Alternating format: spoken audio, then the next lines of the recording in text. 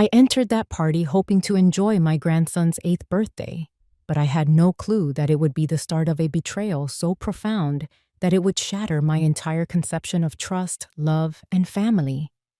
Even though I was still grieving over the loss of my spouse, nothing could prepare me for what was ahead. Keep checking back. Remember to subscribe. And let me know where you're viewing from. I would love to know what you think. I can still clearly recall the day. Harold had died a little more than a year ago. Every room in this house and the life we created together still reverberates with his absence. Even though I was 72 years old, I still felt as though I was clinging to the remnants of an earlier existence. Without him, the days were long and empty, and nothing seemed to be able to fill the emptiness. No amount of cleaning, gardening, or baking could ease the pain in my chest. So I would get up, go around the house, and attempt to keep myself occupied. But I made an effort in spite of the anguish that felt like it would bury me. I made an effort to continue. I even made an attempt to contact my only son, Daniel. He had always been aloof, but I wanted to support him after Harold passed away. I wished for us to stay together. I believed that Leo's 8th birthday would be the ideal opportunity to let him know that I still cared, since I didn't want to lose him either. I wanted to support him. I desired to be involved in his life. Mom, are you certain you want to leave? As I stood in the kitchen with the invitation in my hand, I could hear Daniel's voice echoing in my mind. I forced a grin to cover up the hurt of his remarks, which felt like a smack in the face. I tried to seem positive as I responded. Of course I want to go. Leo's birthday is today. It's been weeks since I last saw him. After a little period of silence, Daniel whispered something to himself. I simply don't want the vibe to be ruined by your misery. Sadness. That was his name for it. There was more to it than that. There were days when I could hardly breathe due to the sadness, agony, and loss. I didn't argue, though. I tried to ignore the anguish and just nodded. My stomach twisted with anticipation as the celebration, which was just a few days away, drew nearer. I was eager to watch Leo's face light up upon seeing me. However, I soon discovered that the exhilaration I had experienced was all in my imagination when the day finally came. I sensed it as soon as I got to Daniel and Jennifer's place. How chilly the air was. Daniel pulled me inside, hardly even looking at me. Jennifer's fake grin never quite made it to her eyes, and she was courteous but aloof. I made an effort to strike up a conversation, but I felt invisible. I couldn't help but smile when I saw Leo. He was maturing so quickly. Love for him filled my heart, and I was eager to keep him close. However, Daniel stopped me as I was about to embrace him. Not now, Mom, he snapped. The photographer is anticipating our arrival. I went cold. Even though my kid had always seemed a little aloof, this was different. I had never experienced such treatment from him before. He was ignoring me, brushing me aside. The pain was nearly unbearable. I watched Daniel and Jennifer behave like the ideal little family, laughing and smiling as they posed for photos with their friends and neighbors. And there I was, standing by myself in the room's corner, my heart exploding every moment. The more the celebration went on, the more invisible I felt. Daniel cut me off every time I attempted to interact. Every time I talked, I could see Jennifer's eyes dart toward him, as if she were trying to manipulate and control him. I was furious, but I was at a loss for how to deal with it. I was worn out and emotionally spent by the time the celebration ended. Daniel came to see me the next day. He was going to beg for money, and I knew it. I had always provided for his needs, and that was his pattern. However, something had changed within me. Something had changed. Especially when he was treating me this way, I couldn't continue to give in to him. I felt an odd sense of determination growing inside of me as I sat there and watched him play with Leo in silence. I was no longer going to be his ATM. I refused to be used by him and then thrown away as if I were nothing. He approached me with that familiar expression on his face that told me he was in need of something. "Mom," he began, "to pay my bills and rent, I need some cash." My heart ached as I gazed at him. Now was the time. I couldn't continue in this manner. "No, Daniel," I answered firmly. "I will no longer be giving you money. I will no longer allow you to continue." His expression stiffened. He tightened his jaw. "What are you discussing?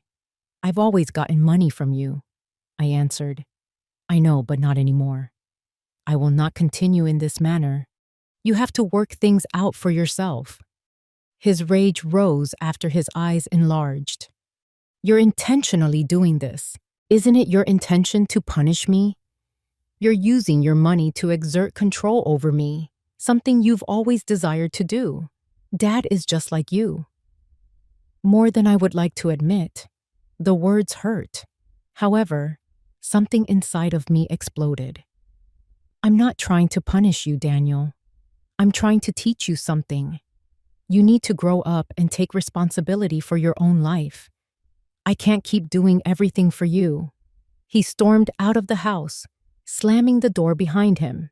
I stood there, my heart racing, but a strange sense of relief washed over me. For the first time in a long time, I had stood up for myself. But I also knew that this was just the beginning. I had no idea what was coming. But I had a feeling it was going to change everything. I didn't know how right I was. I stood there, staring at the door Daniel had slammed behind him, the sound of it still echoing in my ears. For a moment, I felt relief, but it was quickly replaced by an ache in my chest. My son, my only child, had never been this cold, this dismissive. And the words he had thrown at me, comparing me to Harold, accusing me of manipulation, stung more than I cared to admit. He was angry. No, more than that. He was frustrated, and he was hurting, but I couldn't let him keep using me as a crutch. Not anymore. I needed some space. I needed to clear my head. I put on my jacket and stepped outside, walking aimlessly through the neighborhood. The cold air bit at my skin, but it felt good to breathe, to be alone with my thoughts. For the first time in months, I wasn't thinking about Harold's death or my son's demands. Instead, I found myself trying to make sense of what had just happened. Daniel's anger, Jennifer's calculated indifference. What was going on in their lives? What was I missing? My feet carried me farther than I intended. I found myself walking through the park, where the leaves had already begun to change. I loved the fall, the way the colors of the trees seemed to mirror the shifting seasons of my life. But today, the beauty of it all felt distant. I was too distracted by my thoughts, too consumed by the mess of my family. It was when I reached the corner of Oak and Main that I saw them. Jennifer, my daughter-in-law. She was sitting in a cafe with a man I didn't recognize. They were laughing, her hand resting on his arm, as if she had forgotten the world around them. For a moment, I simply stood there, hidden behind the thick glass of the cafe window, watching them. I couldn't help but feel a knot tighten in my stomach. What was this? I had always known Jennifer wasn't the warmest person. But this felt different. This felt wrong. I tried to shake off the unease that crept up on me, but my curiosity got the better of me. Without thinking, I turned away and walked up the street, my heart pounding in my chest. I knew what I was doing wasn't exactly right, but something about the way they were acting made me feel like I needed to know more. I was getting too close to something I wasn't ready to confront, but I couldn't stop myself. My legs carried me further, and before I knew it, I had made my way behind the cafe. I didn't want to be seen. I didn't want to cause a scene. So, I kept my distance, hiding in the shadows of the alleyway. Through the small opening between two buildings, I watched as Jennifer and the man stood up, gathered their things, and walked out of the cafe. They seemed completely at ease with each other. No guilt, no hesitation. As they made their way down the street, I couldn't help but follow them, my steps slow, my heart heavy with the weight of what I was about to discover. I wasn't sure what I was hoping to find, but a deep, unsettling feeling told me that whatever it was, it wouldn't be good. They turned the corner and entered a hotel, their laughter still floating in the air as they walked inside. I stayed where I was, my feet rooted to the ground, my mind racing. I couldn't move, couldn't breathe. It was like the world had stopped spinning, leaving me frozen in time. Then, as if to confirm my worst fears, I saw it. Jennifer kissed him. She kissed him right there, on the street, before they went inside the hotel. The reality of it hit me like a ton of bricks. My daughter-in-law was cheating on Daniel, and this man, whoever he was the one she was giving herself to. I couldn't believe it. I felt like I was going to collapse, right there on the sidewalk. All I could think about was Daniel, my son. How was he going to react to this? How could I tell him? How could I possibly break his heart like this? I knew that I had to tell him. I had to. There was no other choice. This was something he needed to know. But the thought of telling him, of seeing his face, when he learned the truth, made me feel sick to my stomach. I tried to push the fear away as I walked back to my car. The drive home was a blur, my mind a whirlwind of thoughts. What was I going to say? How was I going to do this? How? I could feel the weight of the secret pressing down on me. I knew it would destroy whatever little was left of my relationship with Daniel. But I couldn't ignore it. Not now. When I finally got home, I sat down in the living room, staring at the empty space Harold had left behind. The quiet was suffocating, and all I could hear was the echo of Jennifer's laughter, the sound of her lips meeting that man's, the sound of my world shattering. I had to tell Daniel, but how could I do it? How could I face him and tell him the truth? I tried to calm my nerves, but the thought of confronting him made my hands shake. I paced the room for what felt like hours before finally deciding that I couldn't wait. I couldn't keep this from him. I picked up the phone and dialed his number. My heart hammered in my chest as the phone rang. "Hello?" Daniel's voice was distant, cold. "Daniel," I said, my voice barely above a whisper, "I need to talk to you." There was a pause on the other end, and I could hear him sigh. "What is it, Mom?" I took a deep breath, steeling myself for what was about to come. "It's about Jennifer. I saw her today with someone. A man. They were kissing, Daniel. She's cheating on you." There was a long silence, the kind of silence that stretches between two people like a canyon, wide and impossible to bridge. Then Daniel spoke, his voice tight with disbelief. "You're lying. I wish I was," I whispered, my throat tight with emotion. "But I'm not. I saw them together. I couldn't just stand by and say nothing." I waited for his response, but it didn't come. I could feel the space between us growing, the chasm widening with every passing second. Finally, Daniel's voice broke the silence. "I don't believe you, Mom. I don't believe it. I'm telling you the truth, Daniel. You have to believe me." But I could already hear it in his voice. The doubt, the anger, the disbelief. He didn't want to believe it, and part of me knew he wouldn't. But I couldn't back down now. "I'll prove it," I said, my voice shaking. "I'll show you everything." I hung up the phone, my heart pounding in my chest. This wasn't going to be easy, but I had to do it. I had to make him see. I couldn't let Jennifer get away with this. I couldn't let her destroy my family, not without a fight. I had barely slept the night before. My mind had been racing, replaying the scene at the cafe, the kiss, the man I didn't recognize. It felt like a nightmare, something I couldn't wake up from. But it was real. It was all real. And now, I had to face Daniel. I had to tell him what I had seen, what I knew. no matter how much it tore me apart to do it. I had to tell him for his sake, for the sake of our family. The morning felt too still, too heavy. I had rehearsed what I was going to say 100 times in my head, but each time I thought about it, the words became harder to speak. What if he didn't believe me? What if he hated me for telling him the truth? What if it ruined everything? But I couldn't hold it in anymore. I knew the truth had to come out, and it was up to me to be the one to bring it to light. When I arrived at Daniel's house, I felt that familiar knot in my stomach. It had been years since I had visited this house, years since I had felt like I was welcome here. There was a time when it had been a home, a place where I was needed, but now it felt cold, like a place where I no longer belonged. I rang the doorbell, my hands trembling, and waited. After a few moments, the door opened, and Daniel stood there, looking at me with that same guarded expression. I couldn't tell if he was angry or just indifferent, but I had to do this. "Mom," he said, his voice flat. "What's this about?"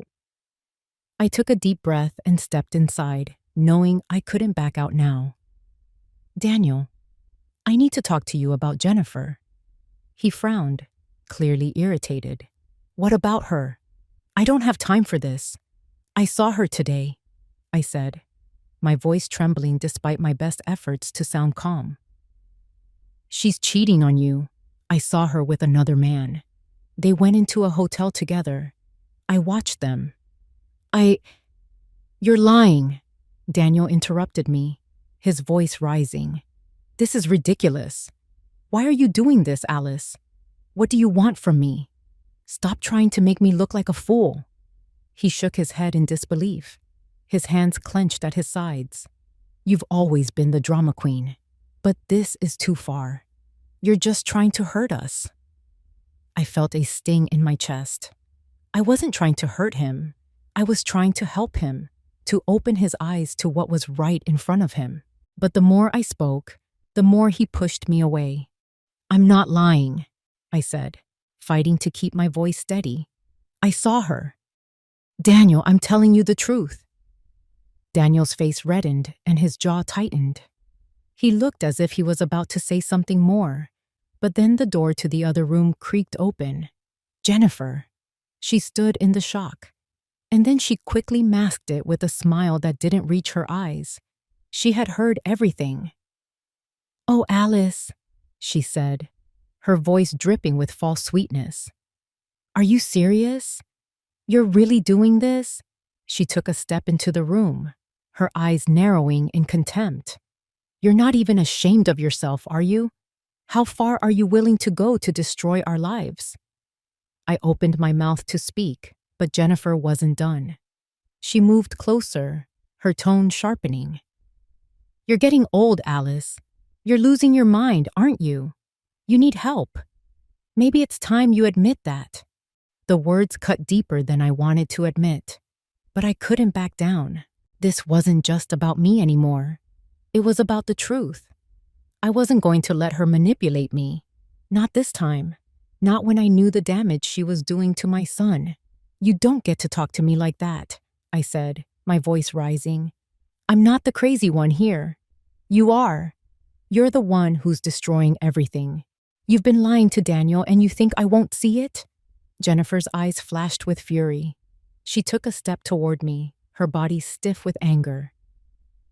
"I don't need to listen to this. You've never been part of our family, Alice. You think I don't know what you're trying to do? You've always wanted to ruin things, and now you're using this to tear us apart. What kind of person does that?"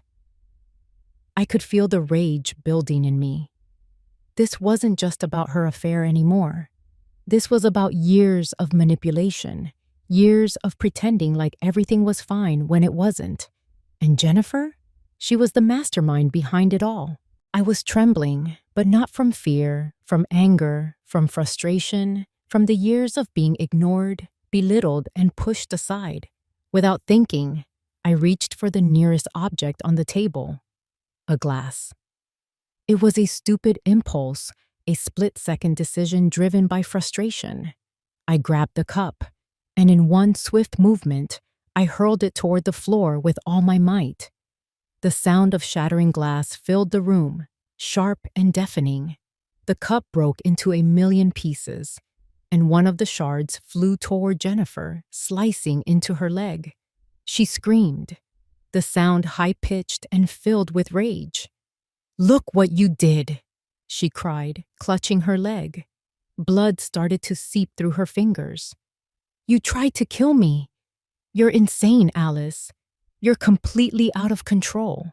Her words hit me like a slap. I hadn't meant to hurt her. I didn't even care about her. Not really. But what I did care about was the fact that she was now turning the situation around, making me the villain. She was playing the victim, and I was the one who was losing. Daniel rushed to her side, his face twisted in anger and disbelief. "What the hell is wrong with you, Mom?" he shouted. "You've lost your mind. Get out of my house. Now." I stood there, frozen, my heart breaking all over again. I had tried to help him. I had tried to tell him the truth. And this was how he repaid me. Jennifer's bloodshot eyes looked at me with a twisted satisfaction. She had won. She had turned my own son against me, and there was nothing I could do about it. "I'm done, Alice," Daniel said, his voice cold. "I don't want to see you again." I didn't say a word as I turned and walked out the door. The weight of his words, of the way he had thrown me out like I was nothing, was too much to bear. But I knew deep down that I couldn't give up. I couldn't let them win. I would find a way to make them see the truth, even if it meant losing everything. I had never felt so powerless in my entire life. The days after the confrontation were a blur. I didn't hear from Daniel, didn't see him. Jennifer's words still echoed in my mind, how she had twisted everything, turned me into the villain. And Daniel, my own son, had rejected me, thrown me out of his home as if I were the one causing harm. I spent those next days in a haze of confusion, unsure of what to do next. I couldn't go back to that house. I couldn't face him, not after what he said. But I also couldn't let things end like this. I had to keep fighting. There had to be a way to make them see the truth. But that fight wasn't going to be as simple as I thought. It was a Wednesday morning when it all started. I had gone to the market, trying to distract myself from everything that had happened. As I walked down the aisle, my phone buzzed in my pocket. I pulled it out, half expecting to see a message from Daniel. Maybe he was finally reaching out. Maybe he was finally realizing the truth. Instead, it was a text from Jennifer. "We need to talk about you. You're not well. Daniel and I are worried about you. This can't go on." The words hit me like a punch to the gut. What did she mean? This can't go on. I had barely finished reading the message when the phone rang. It was Daniel. "Mom, we need to talk," he said, his voice flat, emotionless. "Jennifer and I are really concerned. You're not doing well. You need help." "Help?" I echoed, confused. "What do you mean, Daniel?" "I'm just trying to tell you the truth about your wife. I'm trying to protect you." "You're not well, Mom," he repeated, his voice strained. "We think it's time for you to get some professional help. Maybe even go to a facility, just for a little while. You're getting more aggressive." "You threw a glass at Jennifer." "That's not okay." I stood there, frozen in the middle of the grocery store, the words sinking in.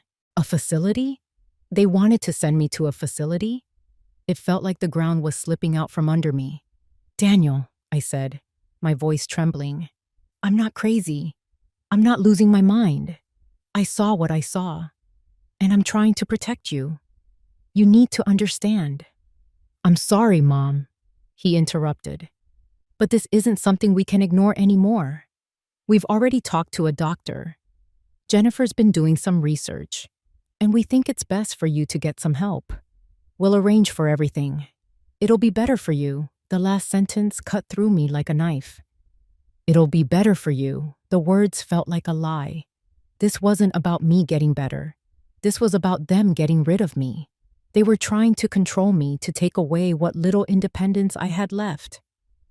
"Daniel, please," I begged, my voice cracking. "Don't do this. You're letting her manipulate you. Don't let her do this to me."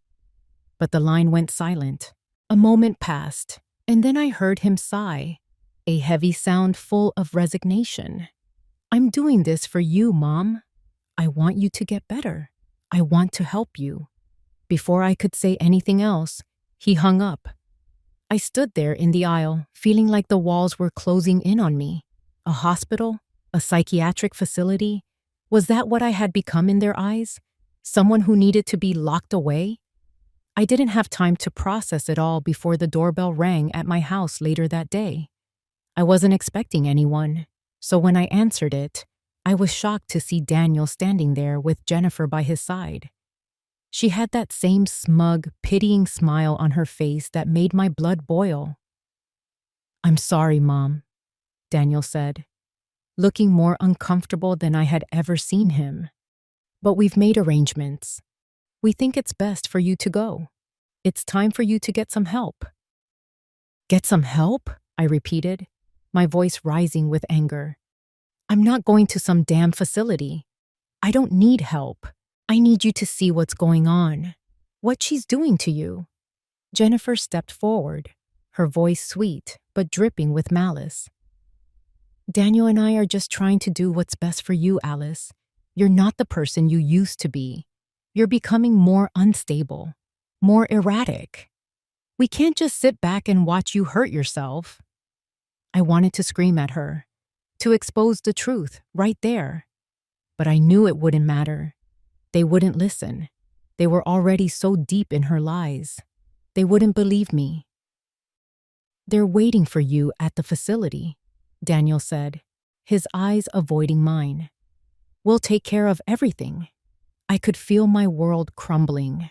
I had never imagined that my own son would do this to me, that he would allow Jennifer to manipulate him into believing I was the problem. This was the ultimate betrayal.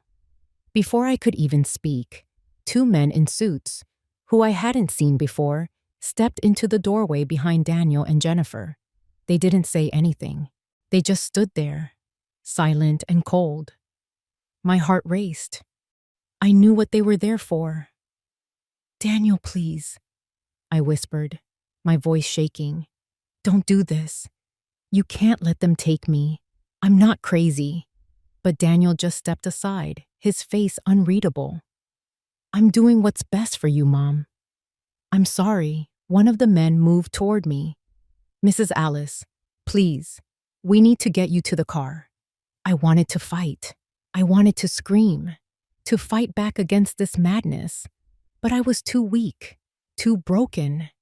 They were taking me, and there was nothing I could do about it. As I was led to the car, Jennifer's voice echoed behind me. "It'll be better for you, Alice. You'll see." The ride to the facility felt like a slow, suffocating nightmare. I was trapped. I had no control, no voice. The tears I had held back for days finally spilled over as I sat in the back seat, staring out the window at the world I was being taken away from. I had never felt so alone in my life. They were treating me like I was incapable, like I didn't have a say in my own life. But they were wrong. I wasn't crazy. I wasn't weak. And I wasn't going to give up. I would find a way out. I had to. The walls of the facility were stark, cold, and impersonal. The sterile smell of disinfectant hung in the air, mixing with the quiet hum of machines in the background. It was nothing like the life I had known before. This was not my home. This was a place where people went when they had nowhere else to go, when they were deemed incapable of taking care of themselves. And that's what they thought of me now. I sat in the small, uncomfortable chair in my room, my hands resting on my lap, feeling the weight of it all. How had I gotten here? Just a few weeks ago, I was in my own home, living my life, trying to help my sons see the truth. Now, I was being treated like an invalid, a burden. And the worst part? No one was listening. Daniel, my own flesh and blood, had done this to me.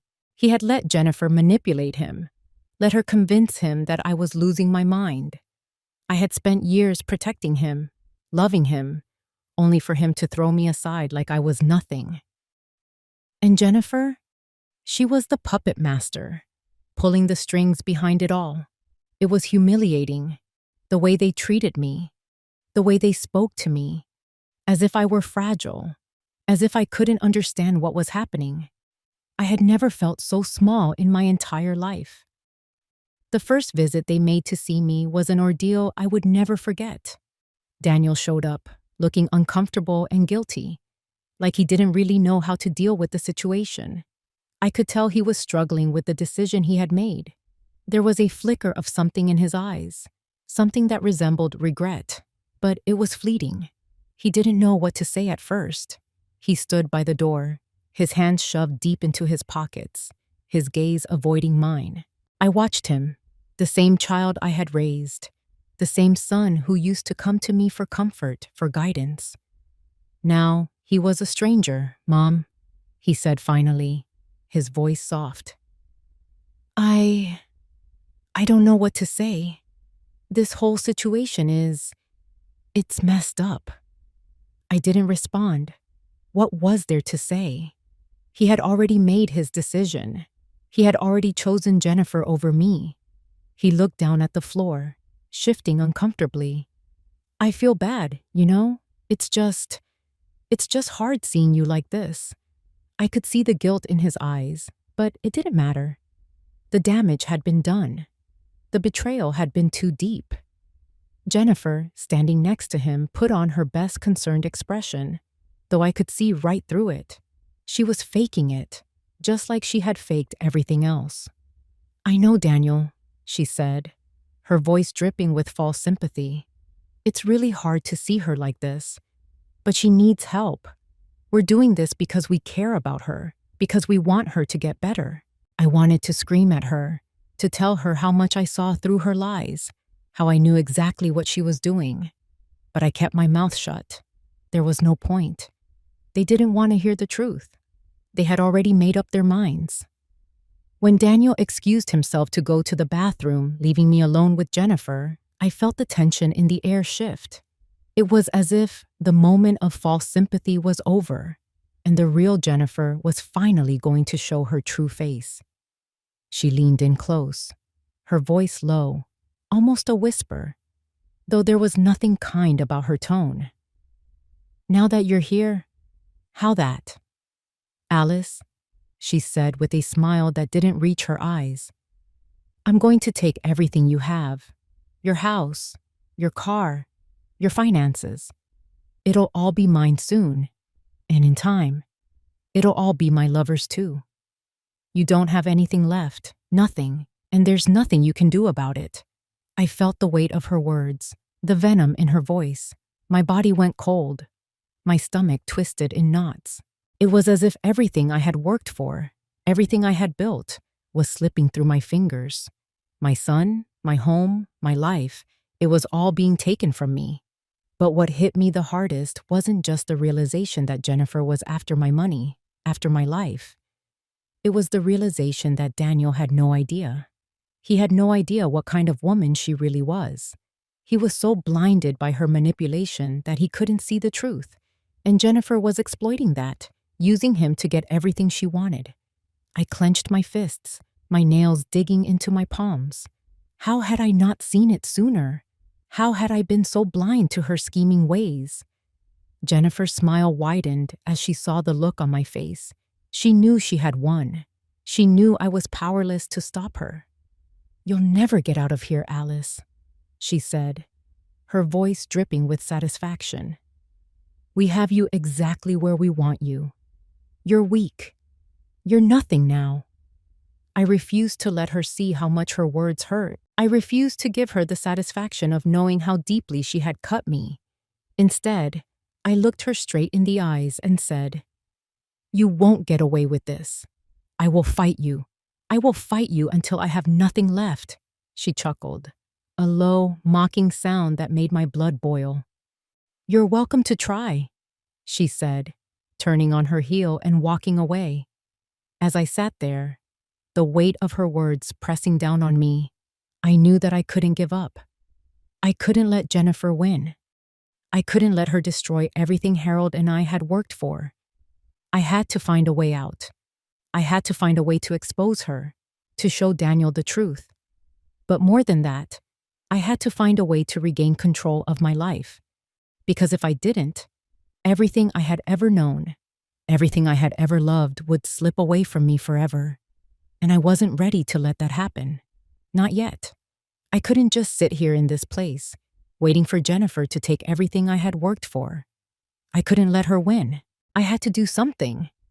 And the more I thought about it, the more I realized what I needed was something concrete, something real, evidence. I had to have something to prove to Daniel that Jennifer was not the sweet, innocent woman she pretended to be. I wasn't going to let my son stay in the dark. He needed to know the truth. I knew he wouldn't listen to me directly, not after everything that had happened. But I had to find a way to make him see the monster she really was. The only problem was that I was stuck here, that I was in this godforsaken facility, trapped. They were controlling my every move, my every breath. I couldn't just walk out and confront them. If I tried, they would call Daniel, and I would lose any chance of gaining his trust again. But I could still do something. I could use the resources around me. I was allowed to use the computer in the common area of the facility. It wasn't much, but it was enough. Late one night, when the other residents were asleep, I made my way into the room. My hands were shaking as I sat down, but I had to do this. I had to act quickly before Jennifer and Daniel could do any more damage. I opened the browser and searched for a private investigator. I had no idea how to go about it, but I knew I couldn't waste time. I found a few listings, but one caught my eye. A local detective agency with solid reviews. I took a deep breath, my heart pounding in my chest, and clicked the number to call. A man answered on the second ring. "Hello? This is Donovan Investigations. How can I help you?" I swallowed hard, my throat dry. "I need help," I said, my voice barely above a whisper. "There's something going on, something I need to expose, but I can't do it myself." I explained everything to him, how Jennifer had manipulated Daniel, how she had taken control of my life, and how I was now trapped in this facility. I told him about the affair, about the way she was scheming to take everything I had, and then I gave him my final piece of the puzzle. I told him about Leo, my grandson, and how I suspected that Jennifer's lover might be his father, not Daniel. Donovan was quiet for a moment, listening to every word, and then he spoke, his tone measured but serious. "We can get you the evidence you need, but you're going to need more than just the affair. You need proof that she's manipulating everything for your money. That's the key to legally fighting her." I thought for a moment, the pieces of the puzzle slowly falling into place. I couldn't just expose the affair and expect Daniel to believe me. I needed proof of the bigger scheme, the financial manipulation, the control over Daniel, the lies she'd been feeding him. "I have an idea," I said suddenly. "I need you to get me something. A recorder. I'm stuck in the facility, but I have an opportunity to catch her. I just need a way to record her saying what she's been doing, what she plans to do." Donovan agreed to the plan. He would send me a recorder, and I would find a way to get Jennifer to slip up. But the hardest part was yet to come. I knew that if I tried to escape, they would immediately call Daniel, and if he came, Jennifer would be right behind him. I needed them to come to me, to confront me, but I needed to have the upper hand. The only way to get what I needed was to force Jennifer into a situation where she would reveal herself, where she would expose her manipulations. The plan started to take shape. The sound of my footsteps echoed in the hallway as I paced back and forth, my mind swirling with the details of my plan. Everything had to go perfectly. One wrong move, and I could lose everything. But I had no choice anymore. Jennifer thought she had won, but I was going to turn the tables on her. I was going to expose her once and for all. The plan was simple. I had to make a scene. I had to make them think I was desperate enough to try to escape this hellhole. If I could get their attention, make them think I was losing control, it would force them to act. And that would get Daniel here. Jennifer too. They would come. And that was when I would have my chance to record her. Her true self. Her lies. Her manipulations. So I made my move. I slammed the door to my room, throwing some of my belongings onto the floor as loudly as I could.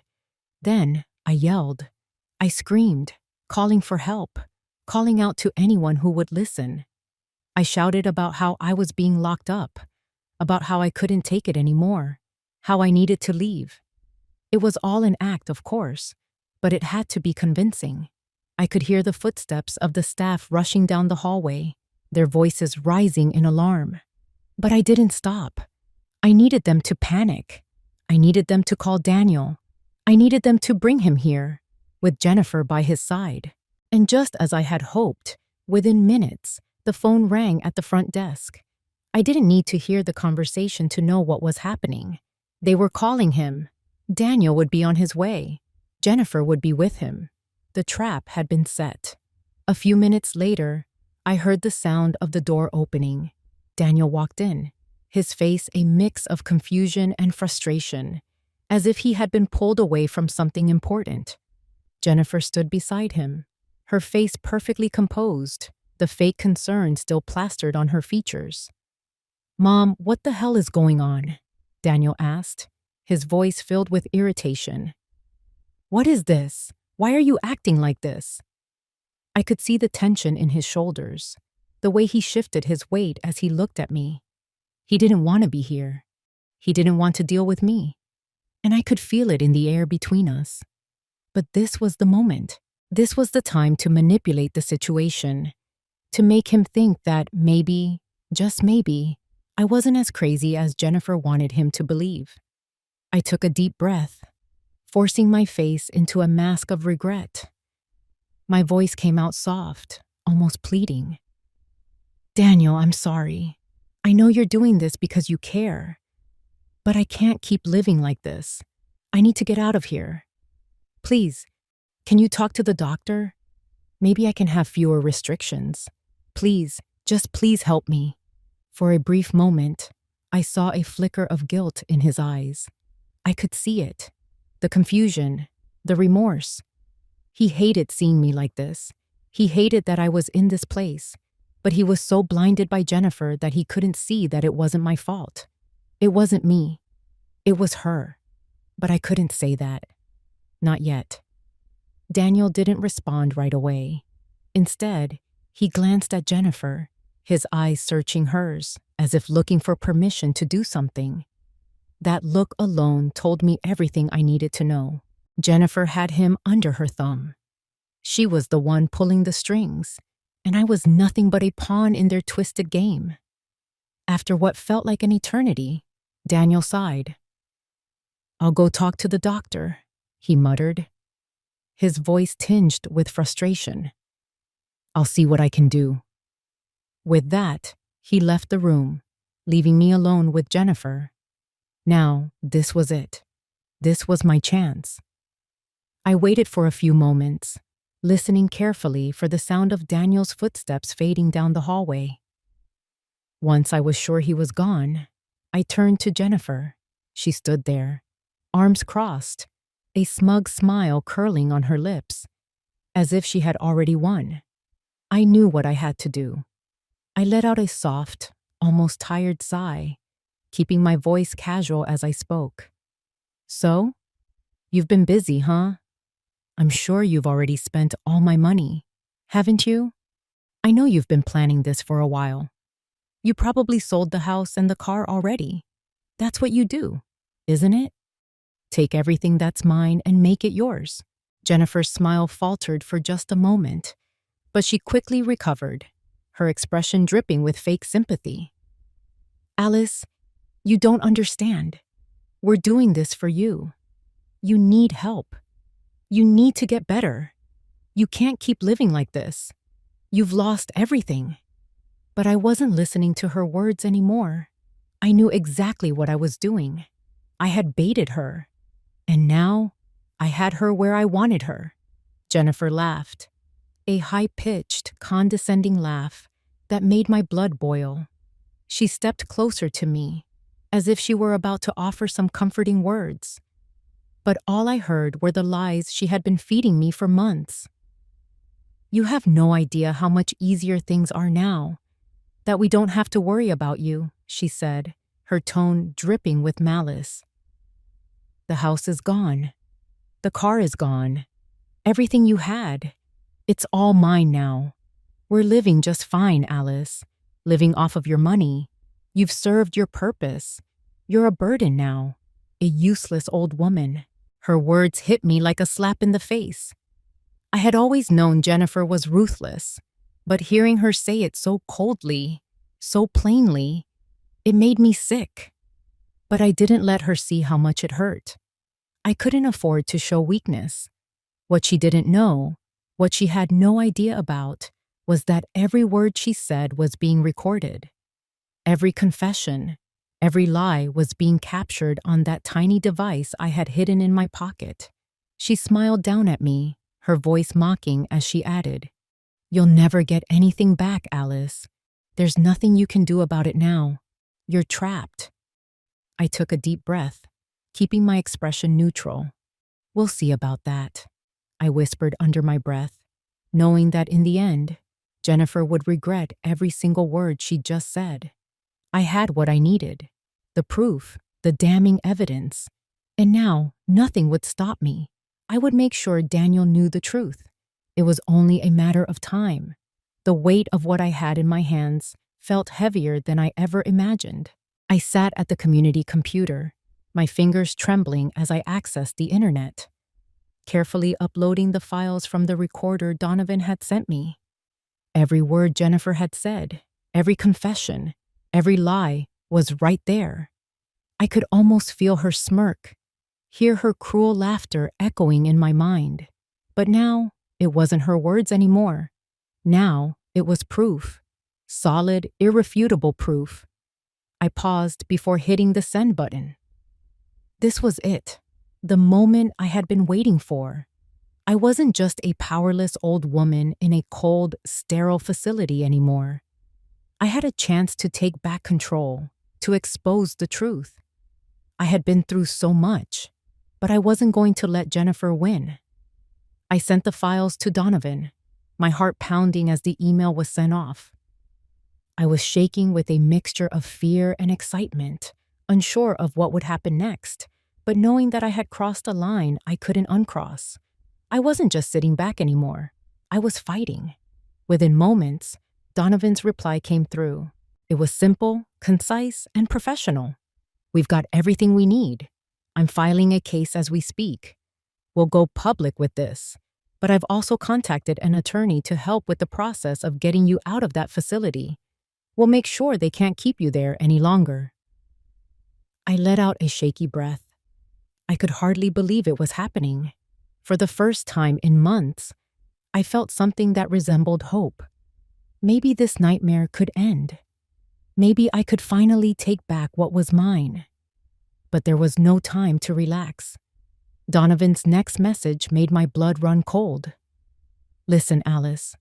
I've spoken with the lawyer. We need to act quickly. If Daniel and Jennifer catch wind of this, they'll destroy the evidence before we have a chance to use it. We need to get you out of there as soon as possible. Discreetly. We can't let them know what we're doing." My heart pounded in my chest. I knew what that meant. If they found out, everything would fall apart. Jennifer would make sure of it. She wouldn't hesitate to destroy me completely. This had to stay quiet. No one could know. I could feel the urgency of the situation pressing down on me. I wasn't just fighting for my freedom anymore. I was fighting for my future, my life, my family's legacy. Everything Harold and I had worked for was on the line. I couldn't afford to mess this up. The plan was simple. I had to get out. Fast. But there was one catch. I couldn't do it alone. I would need the lawyer and Donovan to work quickly. And most importantly, I needed them to make sure Daniel and Jennifer never saw it coming. They couldn't find out what was happening. If they did, they would fight back, and I would lose everything. The lawyer Donovan had contacted called me the next morning. His voice was calm, professional, but there was a sense of urgency there that I couldn't ignore. "We filed the necessary papers, Alice," he said. "We've already contacted the facility. They're on board with the plan, and we'll be moving you to a safe location in the next few days. You'll be out before anyone realizes what's happening, but we need you to stay quiet. Don't let them know what we're doing." I nodded, though I knew he couldn't see me. "I won't say anything. I just need to get out of here." "Good. We're working on a plan to ensure your assets are protected. We'll make sure Jennifer doesn't get her hands on anything. But we need to be swift. If they find out about the legal action, they'll move fast to cover their tracks." I felt a surge of hope, but also fear. Everything was hanging by a thread, but I had no choice. I had to trust them. I had to believe that they could help me. "I understand," I said. "Just make sure they don't find out. If they do, it's all over. We're on it." The lawyer reassured me. "We'll keep you updated every step of the way. Just stay calm, and we'll get you out of there." I hung up the phone and sat in silence, trying to steady my breathing. It was happening. I was going to get out of here. But the fear gnawed at me. What if something went wrong? What if Jennifer found out? What if Daniel came to his senses and realized what I was doing? I couldn't afford to make a mistake now. I couldn't afford to trust anyone but the people who were working to help me escape. And so, I waited. The days dragged on, each one feeling longer than the last. I could feel the tension building inside me, but I didn't show it. I couldn't let anyone here see how desperate I was. Not the staff, not the other residents. No one could know that I was about to be set free. I spent every moment I could in my room, using the time to gather my strength and prepare for what was coming. There was no turning back now. This was my chance. This was my fight. And I was going to win. As I lay in my bed that night, my mind racing, I knew that everything was about to change. For better or for worse, I was on the cusp of reclaiming my life. But Jennifer didn't know that yet. And when she found out, it would be too late.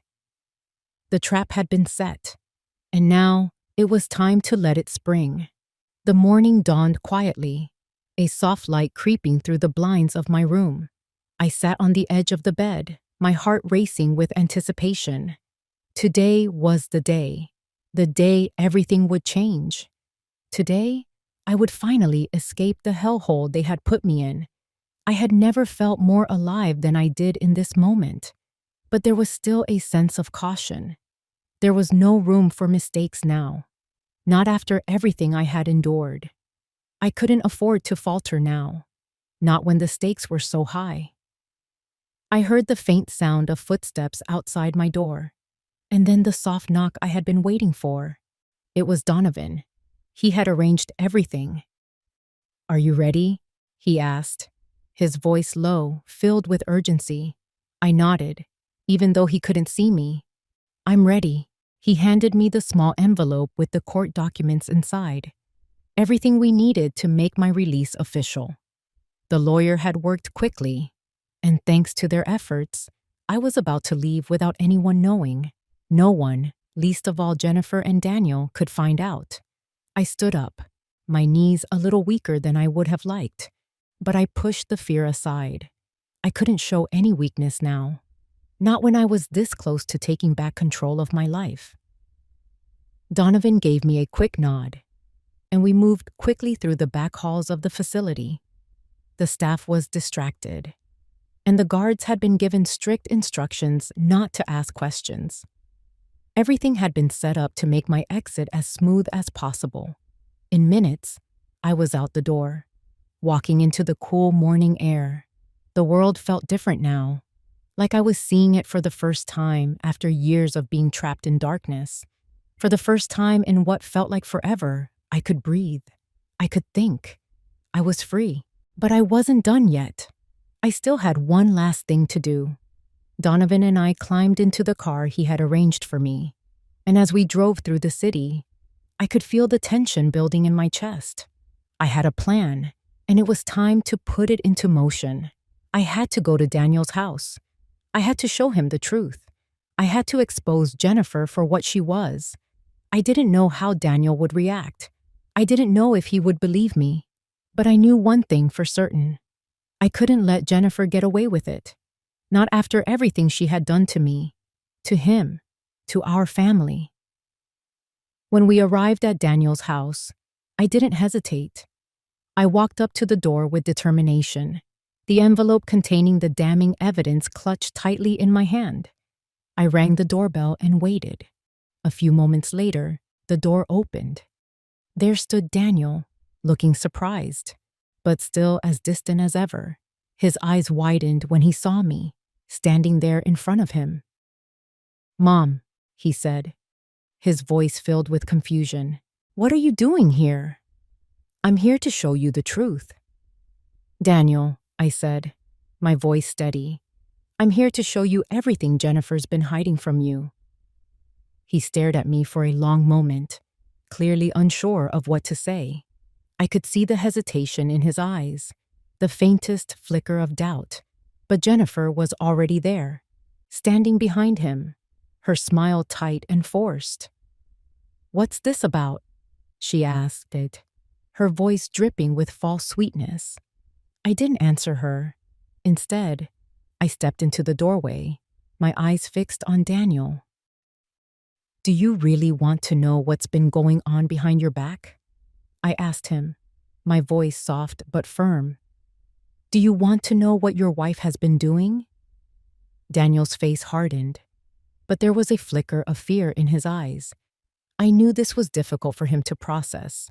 He had built his life with Jennifer, trusted her with everything, but now the truth was undeniable. I pulled out the small recorder and pressed play. The sound of Jennifer's voice filled the silence of the hallway. "The house is gone. The car is gone. Everything you had. It's all mine now. We're living just fine, Alice. Living off of your money. You've served your purpose. You're a burden now. A useless old woman." I saw Daniel's face go pale as he listened to the recording. The shock was evident on his face, his mouth opening and closing as if he couldn't find the words. Jennifer's expression twisted into one of panic, but it was too late. The truth had already been revealed. "That's not what it sounds like," Jennifer said quickly, her voice rising in defense. "You don't understand, Daniel. Alice is just—" But Daniel cut her off, his voice trembling with disbelief. "Shut up, Jennifer. Just shut up." I handed him the envelope with the financial documents inside. He took them, his hands shaking as he opened them. I could see the realization dawning on him as he read the pages. The proof of Jennifer's betrayal, her manipulation, her scheming. All of it was there, black and white. There was no denying it anymore. This is insane," Daniel muttered, his voice filled with horror. He looked up at me, his face a mixture of guilt and disbelief. I had no idea. I had no idea she was doing this to me. "To you," Jennifer's face turned red with anger. "You don't know what you're talking about," she spat. "This is all lies. None of this is true." I shook my head slowly, my eyes never leaving her. "You've been lying to him, Jennifer. All this time. You've been manipulating him, taking everything I worked for, everything Harold and I built, and you thought you could get away with it. But you won't." Daniel turned to Jennifer, his voice cold, hard. "I trusted you. I believed in you. But you've been deceiving me. All this time." Jennifer's face twisted into an expression of pure rage. "You don't know what you're talking about," she hissed, taking a step forward. You think you can just come in here and ruin everything? I'm not ruining anything. Jennifer, I said, my voice steady. You did that all on your own. Daniel stood there, staring at her, his mind clearly reeling from everything he had just learned. He looked back at me, his eyes filled with confusion and hurt. Is it true? Is Leo? I took a deep breath and nodded, the weight of the truth sinking in. Yes, Leo may not be your son. Jennifer's affair. It's been going on for a while. I'm sorry, Daniel, but it's time you knew the truth. Daniel's face crumpled, the weight of the realization crashing down on him. No, this can't be true. But it was. And now there was no escaping it. Jennifer was exposed. The truth was out, and the life she had built on lies and manipulation was starting to unravel. It was like a storm had passed through Daniel's life, and now there was nothing but the wreckage left behind. The weight of everything, the betrayal, the lies, the manipulation, hung over him like a dark cloud, one he couldn't escape, no matter how hard he tried. The next few days felt like a blur. Jennifer was arrested, charged with financial manipulation, fraud, and conspiracy. The evidence I had provided, her own words, the documents, everything, was enough to put her behind bars. The authorities wasted no time. She was hauled away, handcuffed and humiliated, her face twisted in rage and disbelief. She tried to scream her innocence, but it was too late. The lies had caught up with her, and there was no getting out of it. I watched it all unfold, feeling a strange sense of relief. It wasn't the kind of victory I had imagined. There was no satisfaction in seeing her taken away, no joy in the knowledge that she would finally pay for what she'd done. All I felt was emptiness. For years, I had been her victim. For years, I had been manipulated, controlled. And now, here I was, standing in the wreckage of everything. Daniel, of course, was devastated. He had trusted her. He had built a life with her, one he thought was real. But now, everything he had believed in was shattered. He was left to pick up the pieces, and it wasn't going to be easy.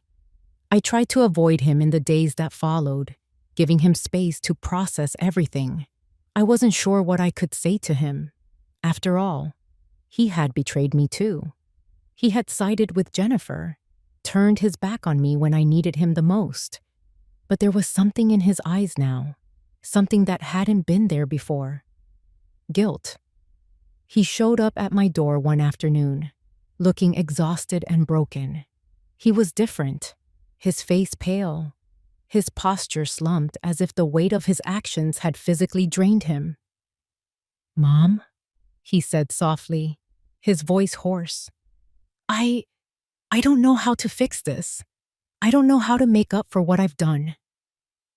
I didn't say anything at first. What was there to say? I had been through too much to just forgive him on the spot. But there was something in the way he said it, something raw and genuine. Maybe he was starting to see the truth. Maybe he was beginning to realize just how deep his own blind spots had been. "Daniel," I finally said, my voice steady, but filled with the weight of everything we had been through. "It's not about fixing it. It's about learning from it. You have to face what you've done. You've got to live with it. And so do I." He nodded slowly, looking at the ground.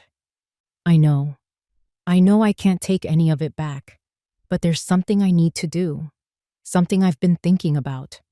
I looked at him curiously, waiting for him to continue. "I need to adopt Leo," he said quietly. "I don't care about bloodlines. I don't care if he's not my biological son. He's mine. I'm the one who's been here for him. I'm the one who's raised him." His words hung in the air between us, and for a moment, I didn't know how to react. It was such a complicated, tangled situation. Leo had been a part of our family, but now there was the question of paternity. What if he wasn't Daniel's child after all? What if he was the product of Jennifer's affair? Could Daniel still be the father in every sense of the word? I didn't have the answers. I couldn't give them to him. But in that moment, I understood what he was trying to do. He was trying to make things right, trying to fix what he had broken. And maybe for the first time, he was trying to be a father. Maybe he wasn't the man I thought he was. Maybe he still had a chance to prove himself. "You don't have to do it alone, Daniel," I said, my voice softening. "You're not alone in this. If you really want to adopt Leo, then you'll have to fight for it. But you don't have to do it by yourself." He looked at me with gratitude in his eyes. But there was something else there too. Something that I couldn't quite place. Maybe it was guilt.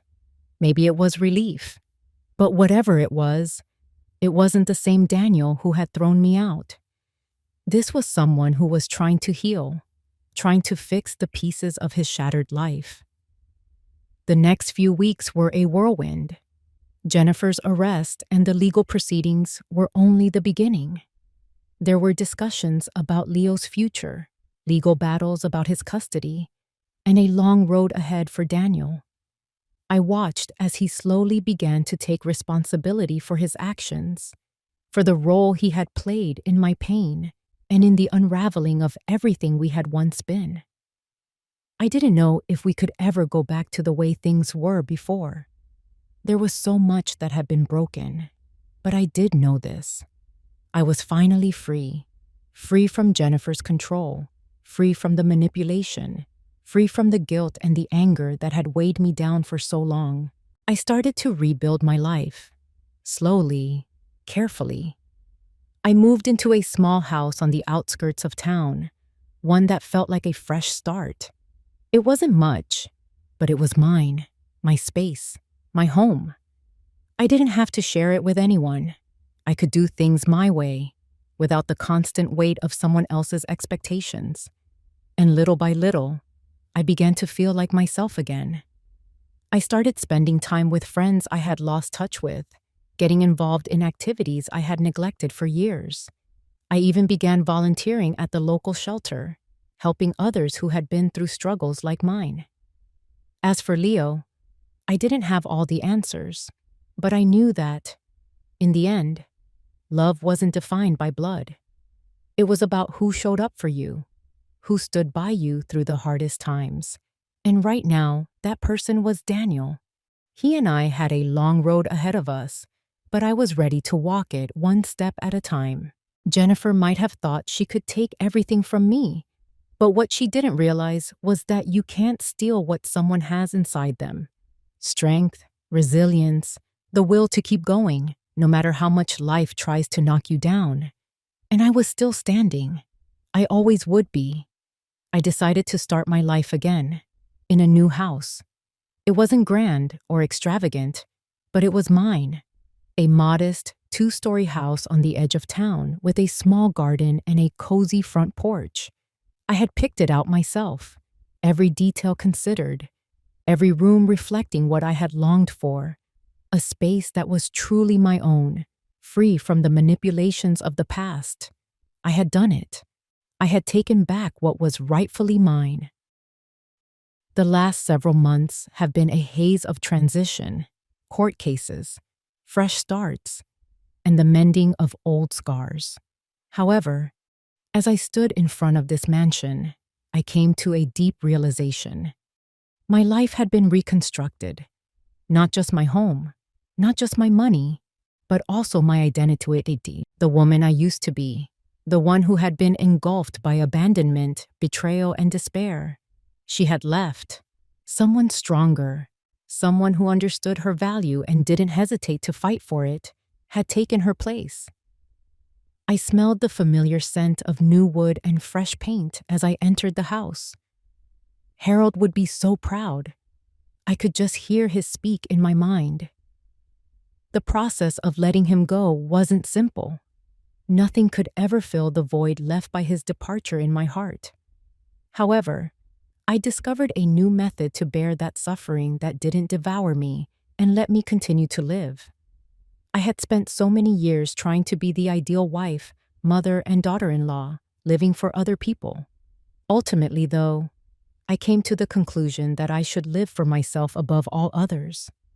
I didn't want to spend any more time with those who had attempted to rob me of everything. The hatred, bitterness, and guilt that had occupied me for so long had been released. That didn't stop me from helping those I cared about who were still having difficulties, though. Daniel had been putting a lot of effort into starting over. And Leo, well, Leo was still getting used to it, still processing everything.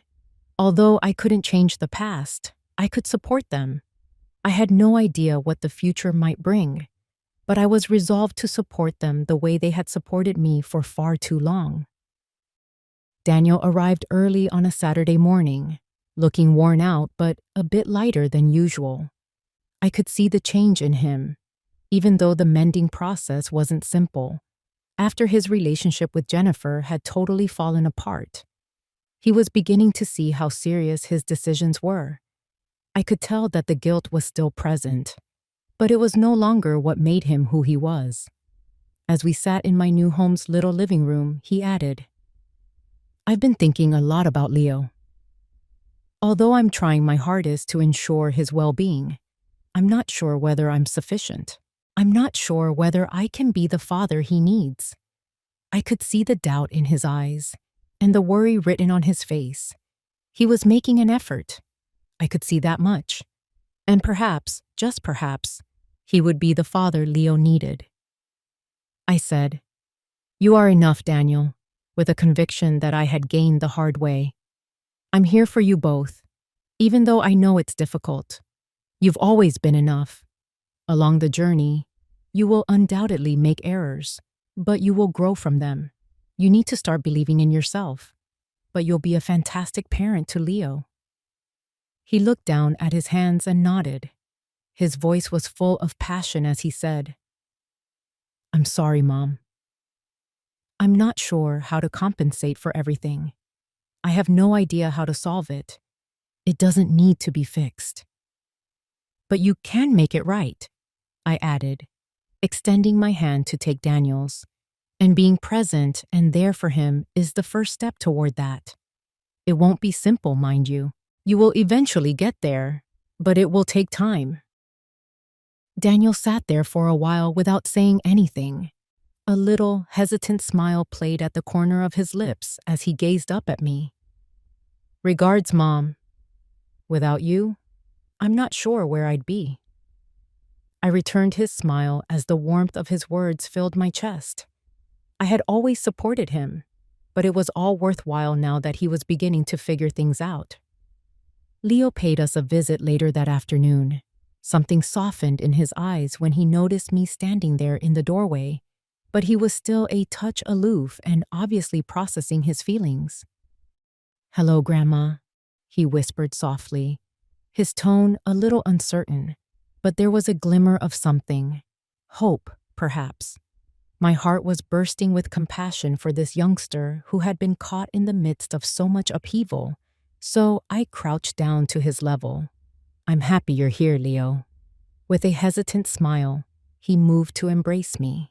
Even if it wasn't flawless, I was satisfied that it was a beginning.